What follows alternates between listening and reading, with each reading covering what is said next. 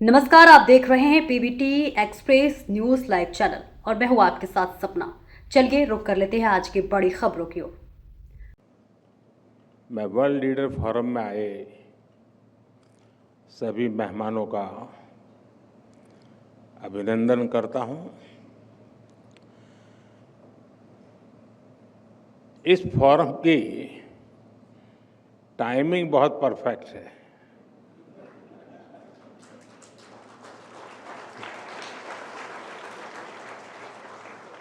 और इसलिए मैं आपकी सराहना करता हूं। अभी पिछले हफ्ते ही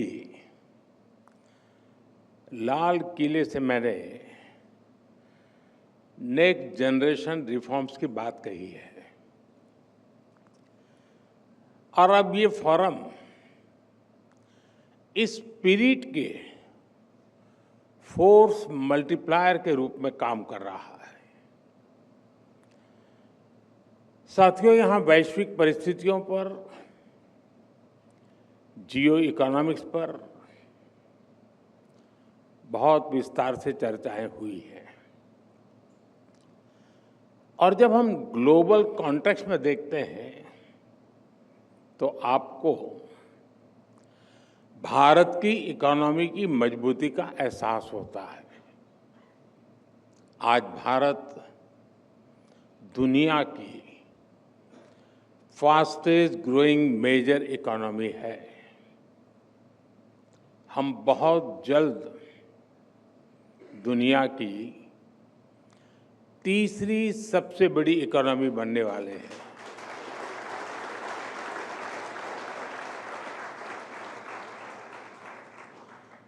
एक्सपर्ट कह रहे हैं कि दुनिया की ग्रोथ में भारत का कंट्रीब्यूशन बहुत जल्द करीब 20% होने जा रहा है।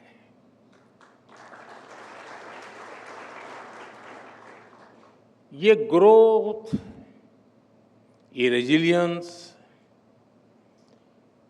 जो हम भारत की इकोनॉमी में देख रहे हैं, इसके पीछे बीते एक दशक में भारत में आई मैक्रो इकोनॉमिक स्टेबिलिटी है। आज हमारा फिस्कल डेफिसिट घटकर 4.4% तक पहुंचने का अनुमान है और ये तब है जब हमने कोविड का इतना बड़ा संकट झेला है। आज हमारी कंपनियां कैपिटल मार्केट से रिकॉर्ड फंड्स जुटा रही हैं। आज हमारे बैंक्स पहले से कहीं ज्यादा मजबूत है। इन्फ्लेशन बहुत लो है, इंटरेस्ट रेट्स कम है। आज हमारा करंट अकाउंट डेफिसिट कंट्रोल में है। फॉरेक्स रिजर्व भी बहुत मजबूत है। इतना ही नहीं, हर महीने लाखों डोमेस्टिक इन्वेस्टर्स एसआईपीज के जरिए हजारों करोड़ रुपए मार्केट में लगा रहे हैं। साथियों, आप भी जानते हैं, जब इकोनॉमी के फंडामेंटल्स मजबूत होते हैं, उसकी बुनियाद मजबूत होती है, तो उसका प्रभाव भी हर तरफ होता है। मैंने अभी 15 अगस्त को ही इस बारे में विस्तार से चर्चा की है। मैं उन बातों को नहीं दोहराऊंगा, लेकिन 15 अगस्त के आसपास और उसके बाद एक हफ्ते में जो कुछ हुआ है, वो अपने आप में भारत की ग्रोथ स्टोरी का शानदार उदाहरण है। साथियों, अभी लेटेस्ट आंकड़ा आया है कि अकेले जून महीने में, यानी मैं एक महीने की बात करता हूं, अकेले जून के महीने में ईपीएफओ डेटा में 22 लाख फॉर्मल जॉब जुड़ी है और ये संख्या अब तक के किसी भी महीने से ज्यादा है। भारत की रिटेल इन्फ्लेशन 2017 के बाद सबसे कम स्तर पर है। हमारे फॉरेन एक्सचेंज रिजर्व्स अपने रिकॉर्ड हाई के करीब है। 2014 में हमारी solar PV module manufacturing capacity करीब 2.5 गीगावाट थी।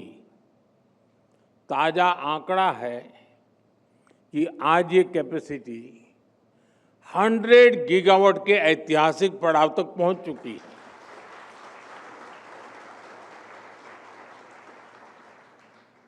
दिल्ली का हमारा एयरपोर्ट भी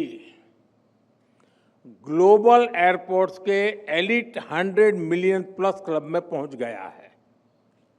आज इस एयरपोर्ट की annual passenger handling capacity 100 million plus की है।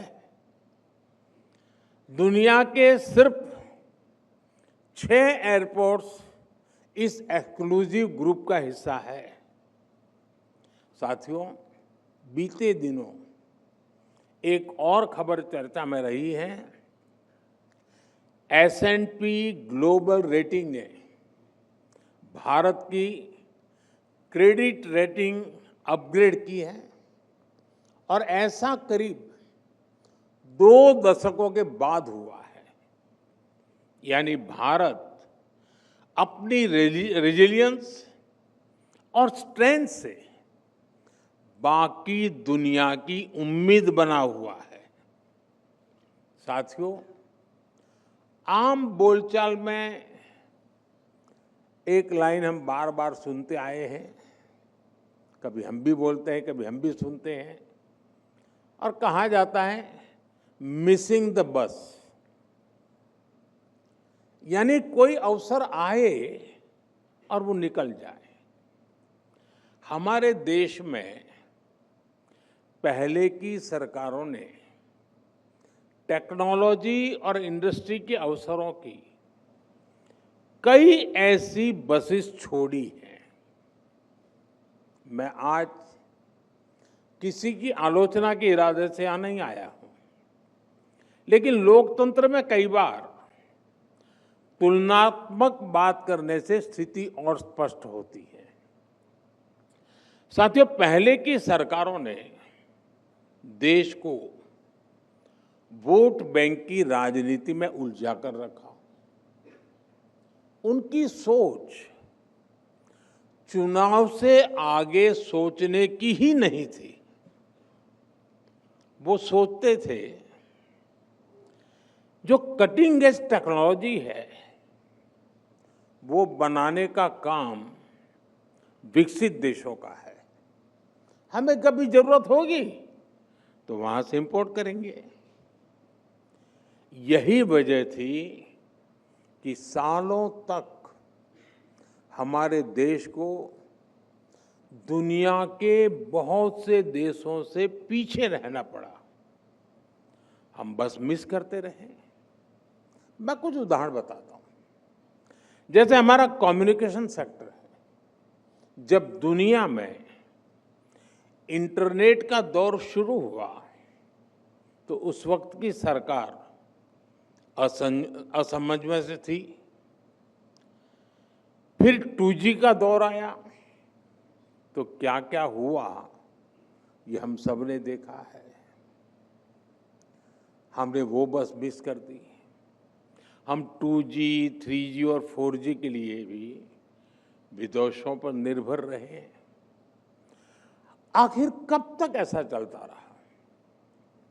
इसलिए 2014 के बाद भारत ने अपनी अप्रोच बदली। भारत ने तय कर लिया कि हम कोई भी बस छोड़ेंगे नहीं। बल्कि ड्राइविंग सीट पर बैठकर आगे बढ़ेंगे।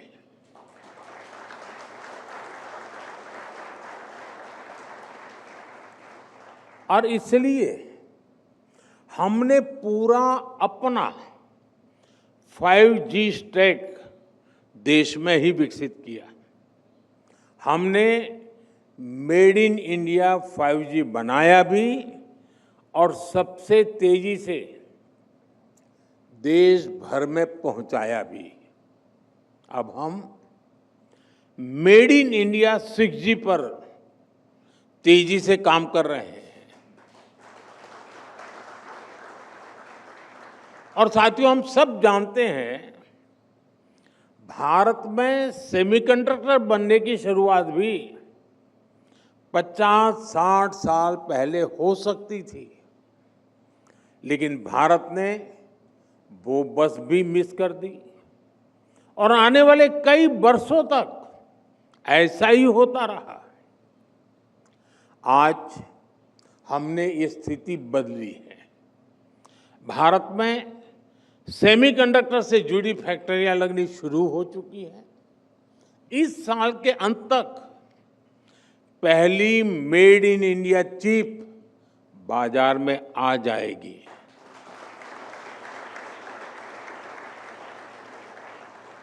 साथियों, आज नेशनल स्पेस डे भी है।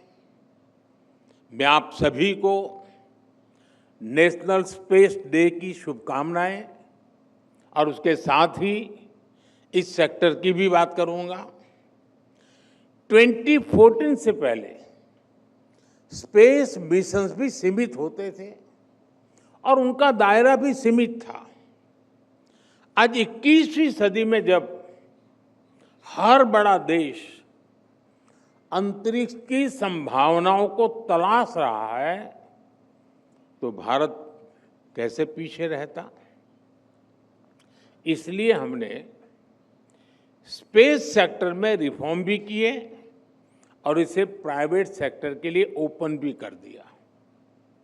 मैं आपको एक आंकड़ा देता हूं। ईयर 1979 से 2014 तक भारत में सिर्फ 42 मिशन हुए थे, यानी 35 इयर्स में 42 मिशंस। आपको ये जानकर खुशी होगी कि पिछले 11 सालों में 60 से ज्यादा मिशन पूरे हो चुके हैं।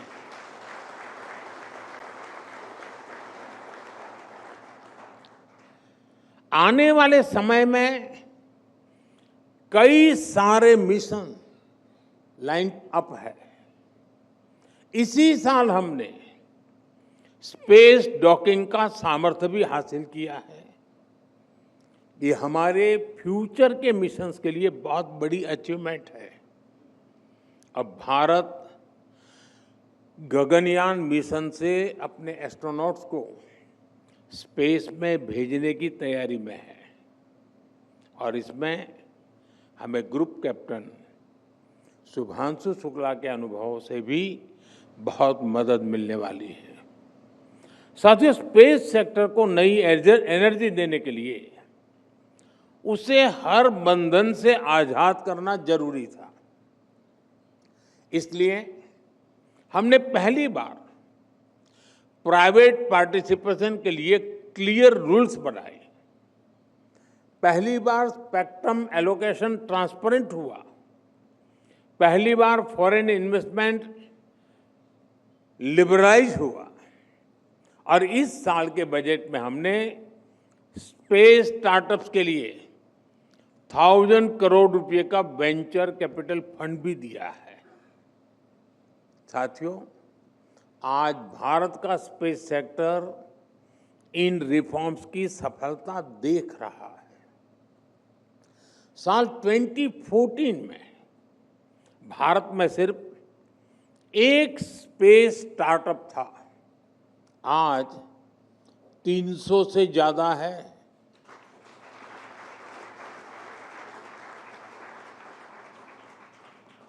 और वो समय भी दूर नहीं जब अंतरिक्ष में हमारा अपना स्पेस स्टेशन होगा।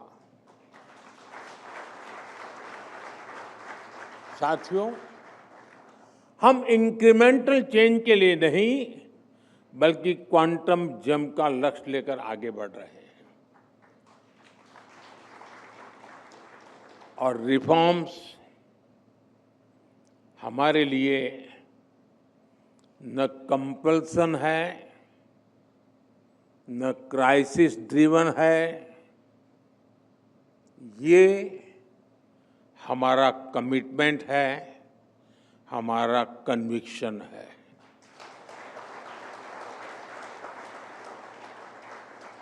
हम होलिस्टिक अप्रोच के साथ किसी एक सेक्टर की गहरी समीक्षा करते हैं और फिर वन बाय वन उस सेक्टर में रिफॉर्म किए जाते हैं।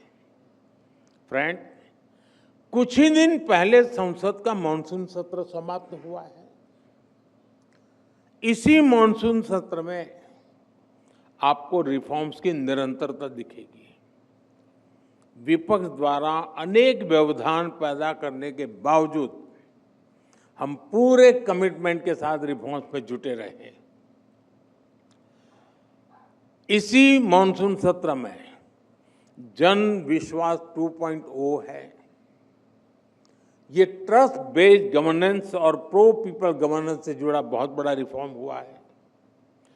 जन विश्वास के पहले एडिशन में हमने करीब 200 माइनर ऑफेंसेस को डीक्रिमिनलाइज किया था। अब इस कानून के दूसरे एडिशन में हमने 300 से ज्यादा माइनर ऑफेंसेस को डीक्रिमिनलाइज कर दिया है। इसी सेशन में इनकम टैक्स कानून में भी रिफॉर्म किया गया है। 60 साल से चले आ रहे इस कानून को अब और सरल बनाया गया है।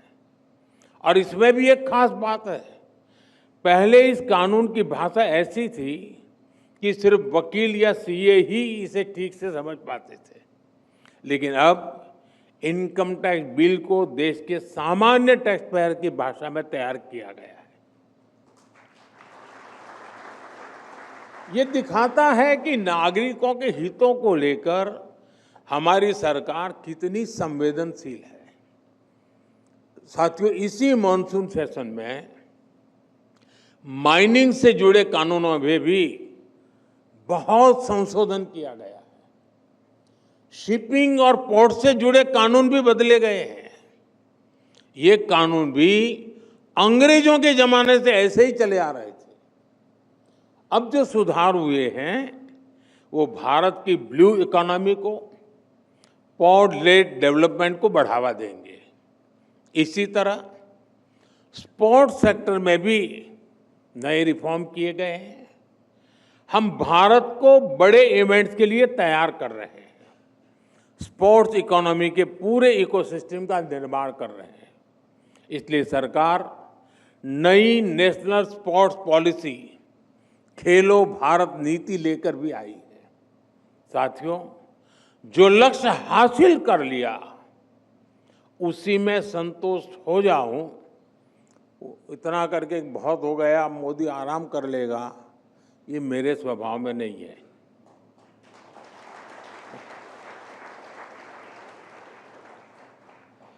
रिफॉर्म्स को लेकर भी हमारी यही सोच है। हम आगे के लिए तैयारी करते रहते हैं। हमें और आगे बढ़ना है। अब रिफॉर्म्स का एक और पूरा आर्सेनल लेकर आने वाला हूं। इसके लिए हम कई मोर्चों पर काम कर रहे हैं। हम बेवजह के कानूनों को खत्म कर रहे हैं, नियमों और प्रक्रियाओं को सरल बना रहे हैं, प्रोसीजर्स और अप्रूवल्स को डिजिटल कर रहे हैं, अनेक प्रावधानों को डीक्रिमिनलाइज कर रहे हैं। इसी कड़ी में जीएसटी में भी बहुत बड़ा रिफॉर्म किया जा रहा है। इस दिवाली तक ये प्रक्रिया पूरी हो जाएगी। इससे जीएसटी और आसान बनेगा और कीमतें भी कम होगी। साथियों, नेक्स्ट जनरेशन रिफॉर्म्स के लिए इसके इस आर्सेनल से भारत में मैन्युफैक्चरिंग बढ़ेगी, मार्केट में डिमांड बढ़ेगी, इंडस्ट्री को नई एनर्जी मिलेगी, एम्प्लॉयमेंट के नए अवसर बनेंगे और ease of living, ease of doing business दोनों इंप्रूव होंगे। साथियों, आज भारत 2047 तक विकसित होने के लिए पूरी शक्ति से जुटा है और विकसित भारत का आधार आत्मनिर्भर भारत है। आत्मनिर्भर भारत को भी हमें 3 पैरामीटर्स पर देखने की जरूरत है। ये पैरामीटर है स्पीड, स्केल और स्कोप।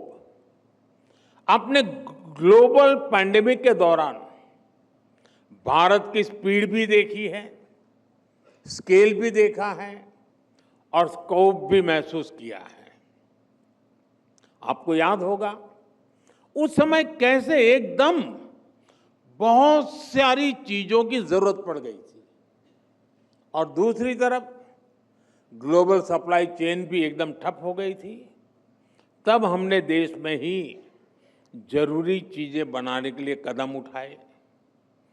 देखते ही देखते हमने बहुत बड़ी मात्रा में टेस्टिंग किट्स बनाए, वेंटिलेटर्स बनाए, देश भर के अस्पतालों में ऑक्सीजन प्लांट्स लगाए। इन सारे कामों में भारत की स्पीड दिखाई दी।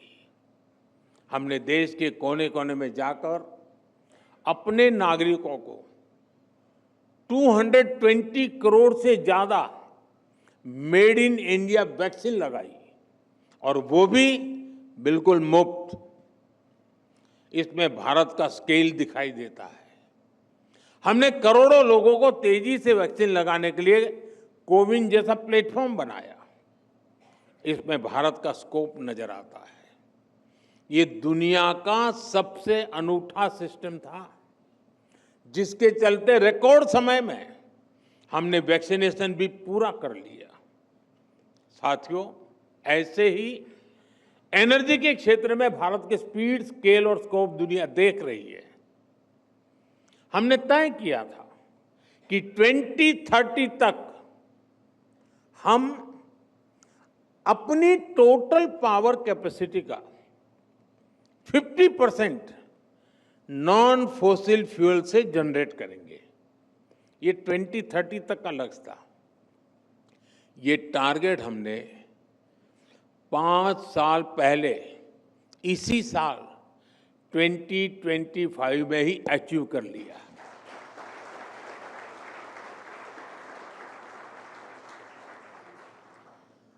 साथियों, पहले के समय जो नीतियां थी उसमें इंपोर्ट पर बहुत जोर रहा। लोगों के अपने फायदे थे, अपने खेल थे। लेकिन आज आत्मनिर्भर होता भारत एक्सपोर्ट में भी नए रिकॉर्ड बना रहा है। पिछले 1 साल में हमने 4 लाख करोड़ रुपए के एग्रीकल्चर प्रोडक्ट एक्सपोर्ट किए हैं। पिछले 1 साल में पूरी दुनिया में 800 करोड़ वैक्सीन डोज बनी है। इसमें 400 करोड़ भारत में ही बनी है। आजादी के 6.5 दशक में हमारा इलेक्ट्रॉनिक्स एक्सपोर्ट 35,000 करोड़ रुपए के आसपास पहुंच पाया था। आज ये करीब 3.25 लाख करोड़ रुपए तक पहुंच रहा है। साथियों, 2014 तक भारत 50,000 करोड़ रुपए के आसपास के ऑटोमोबाइल एक्सपोर्ट करता था। आज भारत 1 साल में 1,20,000 करोड़ रुपए के ऑटोमोबाइल एक्सपोर्ट कर रहा है। आज हम मेट्रो कोच, रेल कोच से लेकर रेल लोकोमोटिव तक एक्सपोर्ट करने लगे हैं। वैसे आपके बीच आया हूं तो भारत की एक और सफलता के बारे में आपको बता दूं। भारत अब दुनिया के 100 कंट्रीज को इलेक्ट्रिक व्हीकल भी एक्सपोर्ट करने जा रहा है। 2 दिन के बाद 26 अगस्त को इससे जुड़ा एक बहुत बड़ा कार्यक्रम भी हो रहा है। साथियों, आप सभी जानते हैं, देश की प्रगति का बहुत बड़ा आधार रिसर्च भी है।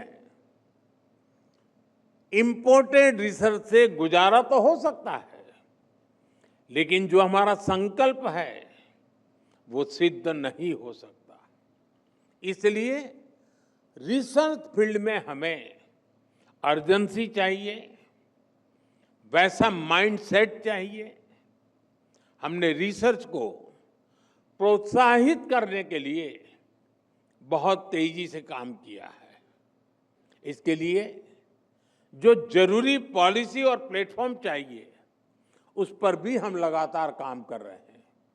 आज रिसर्च और डेवलपमेंट पर होने वाला खर्च 2014 की तुलना में 2 गुने से भी अधिक हो गया है। 2014 की तुलना में फाइल किए जाने वाले पेटेंट्स की संख्या भी 17 टाइम ज्यादा हो गई है। हमने करीब 6,000 हायर एजुकेशन इंस्टीट्यूट में रिसर्च एंड डेवलपमेंट सेल्स स्थापित किए हैं। वन नेशन वन सब्सक्रिप्शन से भी आप परिचित हैं। इसने छात्रों के लिए विश्व स्तरीय रिसर्च जर्नल्स तक पहुंचने में उनको बहुत आसान बना दिया है। हमने 50,000 करोड़ रुपए के बजट के साथ नेशनल रिसर्च फाउंडेशन बनाया है। 1 लाख करोड़ रुपए की research development fund innovation scheme को भी मंजूरी दी थी। लक्ष्य ये है कि प्राइवेट सेक्टर में, विशेषकर सनराइज और स्ट्रेटेजिक सेक्टर में नई रिसर्च को सपोर्ट मिले। साथियों, यहाँ इस समिट में इंडस्ट्री के भी बड़े बड़े दिग्गज भी हैं। आज समय की मांग है कि इंडस्ट्री और प्राइवेट सेक्टर आगे आए, विशेषकर clean energy, quantum technology, battery storage, advance materials और बायोटेक्नोलॉजी जैसे सेक्टर्स में रिसर्च पर अपना काम और अपना निवेश बढ़ाएं। इससे विकसित भारत के संकल्प को नई एनर्जी मिलेगी। साथियों, रिफॉर्म, परफॉर्म, ट्रांसफॉर्म के मंत्र पर चल रहा भारत आज उस स्थिति में है कि वो दुनिया को धीमी ग्रोथ से बाहर निकाल सकता है। हम ठहरे हुए पानी में किनारे पर बैठ करके कंकड़ मारकर एंजॉय करने वाले लोग नहीं हैं।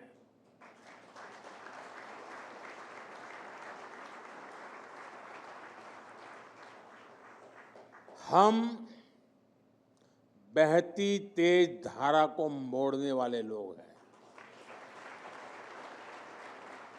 और जैसा मैंने लाल किले से कहा था,